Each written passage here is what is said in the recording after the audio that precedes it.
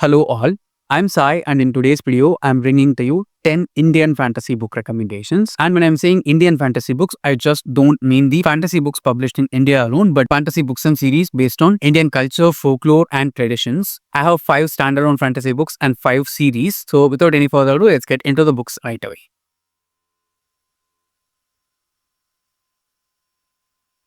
I want to start with the standalone fantasy books. So the first book that I want to recommend to you today is Star Daughter by Shveta Thakrar, in which we follow our main character Sheetal, and Sheetal is half star, half human being. She's living in the US along with her father right now because her father is human and her mother was a star. After giving birth to Sheetal, her mother had to go back to Swargalok and live there. So Sheetal has been just growing up with her father alone, being single parented. Since Sheetal has star blood, her hair grows out silver and shiny, because of which she has to keep on dyeing it continuously in order to not even let the roots show. Only one of her friends knows this truth about her and they keep it a secret just between themselves. Sometime after the story starts, we get to see that Sheetal's father falls ill because of some reason, and the only way to cure his illness is to get pure star blood from Swargalok. Since Sheetal is half star, her blood is not totally pure, so she goes to Swargalok along with her friend and tries to bring pure star blood from there down to earth. Does Sheetal succeed in doing that, and all the such things are explored inside this book. Now, this is not like epic fantasy in any way. It's more like a light, soft fantasy. There are no high stakes, but it is quite emotional. We can just read it happily without thinking much about the story. And the author also does not go on and overdo things in order to emphasize that the book is based on Indian culture. She was born and brought up in the US, and she has written the Indian fantasy in the way that she has been introduced and grown up in Indian culture there. That's very evident from the way in which the author has written book and talks about it. If you want to read a nice, emotional and sweet fantasy story, you should definitely try Star Daughter by Shveta Thakrar. Next, we have a fantasy book that was actually published in India itself, and it's definitely a very well written fantasy book. It was also my book club pick for the month of July in 2025, which is The Devourers by Indra.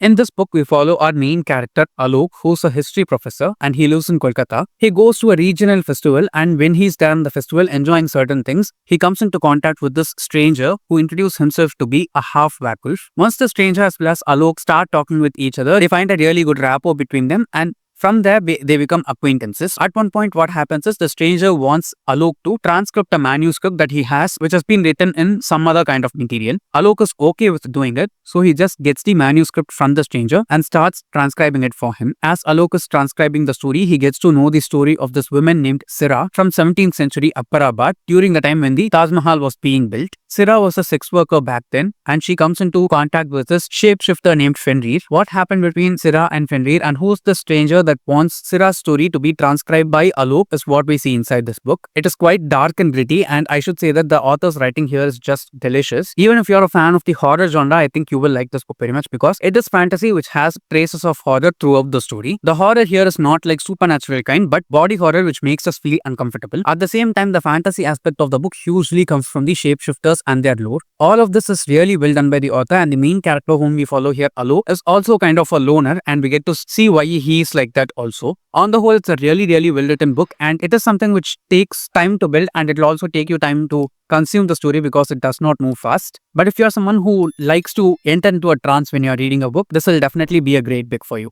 Next, we have an Indian urban fantasy. This was again published in India itself, which is The Yogi Witch by Zorian Cross, in which we follow our main character Jai Gill. Now, Jai is a witch, and he's the first male witch to be born in this family of female witches. There have been only female witches born generation after generation inside this family, and Jai seems to be the first boy who's the witch born there. Jai loses both his father as well as mother when he's very young, and so he's brought up by his grandmother and aunts. His mother's side of the family is white, but they've settled down in India. Except for their race, everything about them is Indian. And Jai's father was Punjabi. Since he comes from a family of witches, he's taught a lot of supernatural stuff and witchcraft while he's growing up. He's also a yoga instructor by day when we are following his story here when he's around 20-21 years old. By daytime, he's a yoga instructor, and by night, he's a witch. Things have happened in Jai's life, and the story is narrated in a way that switch in between the past and present continuously, and somewhere through the narration, we get to see why the story is narrated in such a way. Now, this is also quite dark if you ask me, and it is very modern Gen Z kind of fantasy also. The main character whom we follow here is a Gen Zer. And I think it just adds on a lot more political depth to the book, if you ask me. Adding on to all this, Jay is also gay, and the LGBTQ representation done by the author inside this book is on point. Keep in mind that you can read this book as well as the previous one, which is The Devourers, if you are 18 and above only, because it gets quite dark and graphic. But if you want a fantasy which is very different from the normal fantasy books that are being published out there, this is definitely one thing you can try. Since it's urban fantasy, you will also not be very much intimidated because it is happening in our world itself. Next, we have another book by an author whom we saw before, and it is The Dream Runners by Shveta Thakrar again. In this book, we follow our main character Tanvi, and Tanvi is not a magical being. She is just a normal human girl. But what has happened in the beginning of the story, or before even the story starts for us, is Tanvi is taken down to Nagalok as one of the human children in order to harvest the dreams of other human beings, and her memory of earth and life as a human being has been swept up from Tanvi's mind. So as far as Tanvi knows, she as well as the other children who are working down there in Nagalok in order to go forward and harvest the dreams of the human beings from earth are just normal beings who are part of the Nagalok itself. So she is a part of these beings called the Dream Runners inside Nagalok. Parallelly, we see the story of another young guy named Venkat inside Nagalok itself. And while Tanvi is a dream runner who goes forward and collects the dreams, Venkat is a dreamsmith who uses the dreams collected by the dream runners in order to make physical manifestations of stuff that can be used as commodities inside Nagalok. And he's apprenticing this influential person inside Nagalok called Nayan. Nayan has huge plans for Nagalok and he's trying to kind of sack the whole place for himself. During all this time, what parallelly happens is, because of some reason, when she goes on harvesting a dream, Tanvi ends up starting to remember her human life, because of which so many things are going to be spoiled right now. She goes forward and says this to Venkat, and both Tanvi and Venkat try to resolve this problem somehow without taking it to the knowledge of others. What did Tanvi learn and why is it causing so many problems here right now is all explored here. And along with this, we also have the enemies of the Nagas called the Garudas. You can see that all of this is inspired from Hindu mythology, but the way in which the author has made the world her own and very fresh again is really good. This book is far more emotional than Star Daughter, and you see a lot of sibling dynamics also inside this one. It's also a bit longer than Star Daughter if I'm not wrong. So if you're interested, you should definitely give this a try. Again, the inspiration from Indian mythology and Indian culture here is really beautiful and it is not overdone, and all the characters here feel so natural and not forced to be Indian in any way.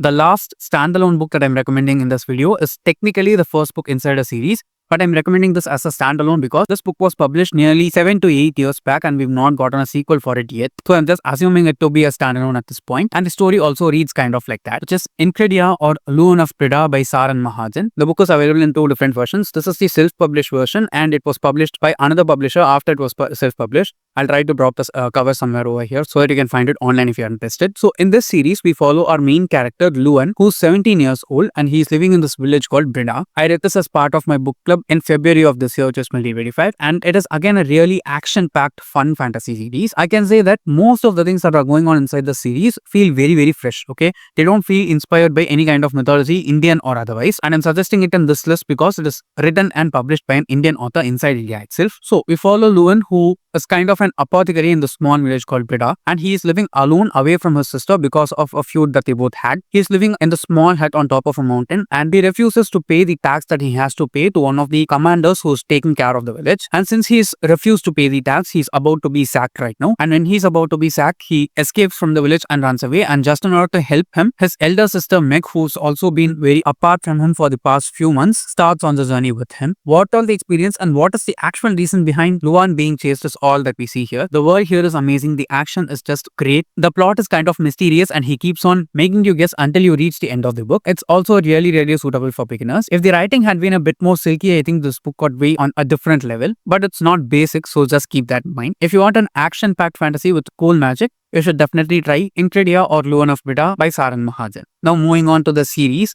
The first series which I want to recommend to you is a YA duology, and it is The Wrath of Ambar duology by Tanaz Bhathena. The first book is Hunted by the Sky and the second one is Rising Like a Storm. I have a dedicated review for the series already published in the channel, and if there are reviews for any of the other books inside this video, all of them will be linked in the description. If you want to know more about the books or series in detail, definitely go forward and check them out. So in this series, we follow our main character Ghoul, who's around 16-17 years of age. And the specific thing about Ghoul is that she was born with a star-shaped tattoo on her arm, as you can see here on the cover. And this is important inside this series because Ghoul is born inside this empire where there has been a prophecy that says that a child born with the star-shaped birthmark will end up killing the king of the empire and take it under their own realm. The king here is quite cruel and his commander is the main villain of the story. Ghoul has been born with the star-shaped tattoo and her parents somehow have hidden that tattoo or birthmark of her since her childhood until she is 15-16 years old. And once word gets out that she has the kind of birthmark, the king's men come and try to kill Ghoul, and just in order to save Ghoul, both her parents give up their lives. Now Ghoul goes forward and joins this group of women called the Sisters of the Golden Lotus and starts training as well as practicing magic with them. What all is going to happen in Ghoul's life along with this other soldier who comes into her life who has his own set of problems is what we see inside this duology. And it's super well written. The world building is just amazing. Both of these characters are clearly scripted by the author very well, and the representation of Indian culture is spot on. The author of the series is half Indian and half Persian, and she has included both sides of her culture and tradition inside the series, and I can see that the Indian side of the series is even more vibrant. Since it's also a duology, it will not take much time for you to read. Just go for and give it a try. Next we have a YA trilogy again, and it is a fantasy trilogy but with a lot of romance inside it, which is really well done by the author.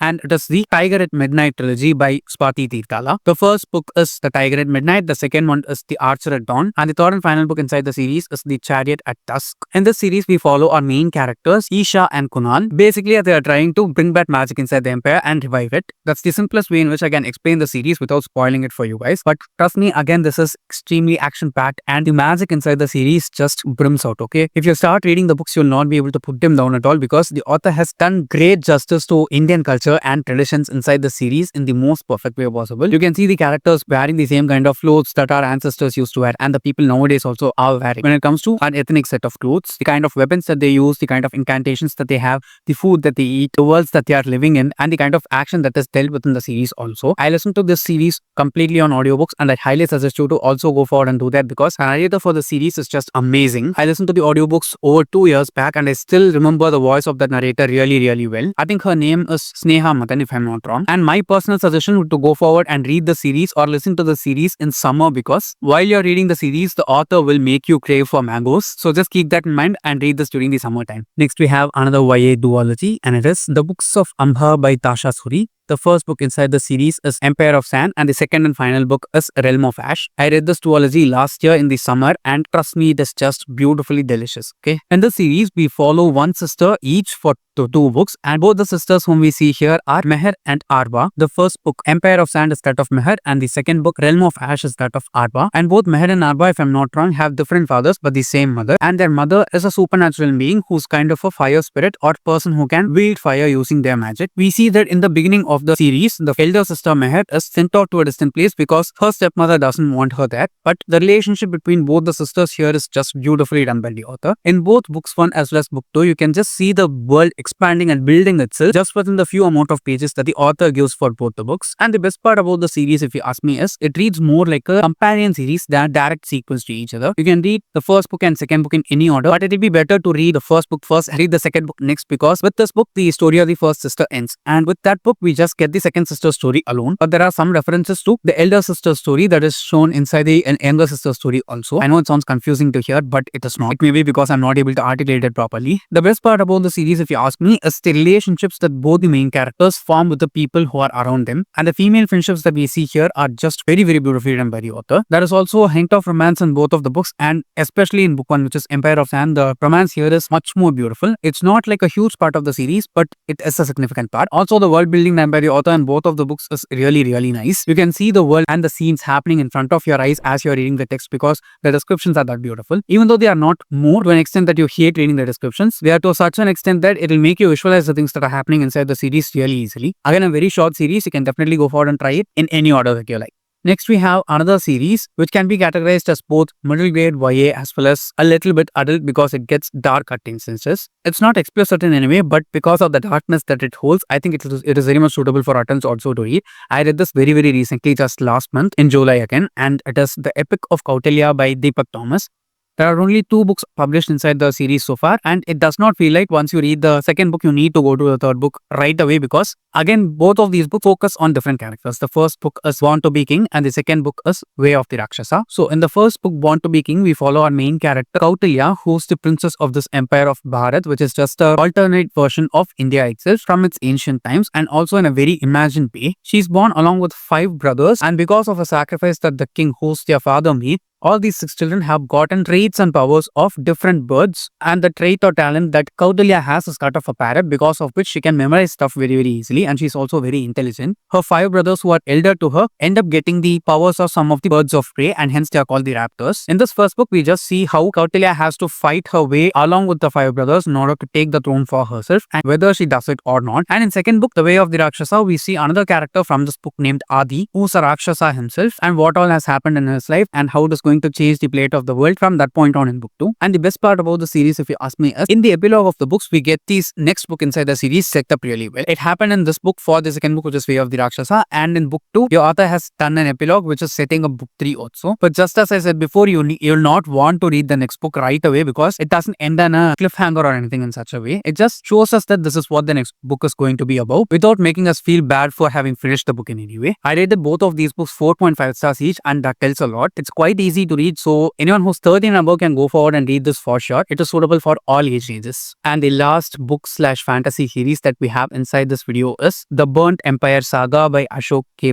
of which the first book is Upon a Burning Throne. The second one is A Dark Queen Rises, and the finale of it is The Blind King's Wrath. I'm currently reading the second book inside the series, and trust me, this first book inside the series is really, really amazing to read, okay? It is basically just a fantastical retelling of the Mahabharata story, but most of the characters from the Mahabharata inside the story don't have their same names. We see the same characters and story happening, and the way in which the author makes it completely magical is just amazing. He does not disturb the actual history of the Mahabharata in any way, but he just uses that and imagines a story of its own with the same kind of characters here also. And the books are quite big, okay? The first book, if I'm not wrong, is divided into 2 parts. This is the first part, and we have the second part too. Both of them together will come around for 700 pages, and you'll not be able to put down the book at all, because it's that well written. The author does not take a backseat at any point. He just go forward and narrates the story as such completely from beginning to end, and he does not miss out the backstory or side story of any of the characters at all, even in book 1 itself. I'm just excited to see how the story is going to end, because he does some changes also inside the series based on the genders of the characters, and it is amazing how he does it. So if you're someone who likes reading fantasy series that are based on mythological tales, you should definitely try reading The Burnt Empire Saga by Ashok K.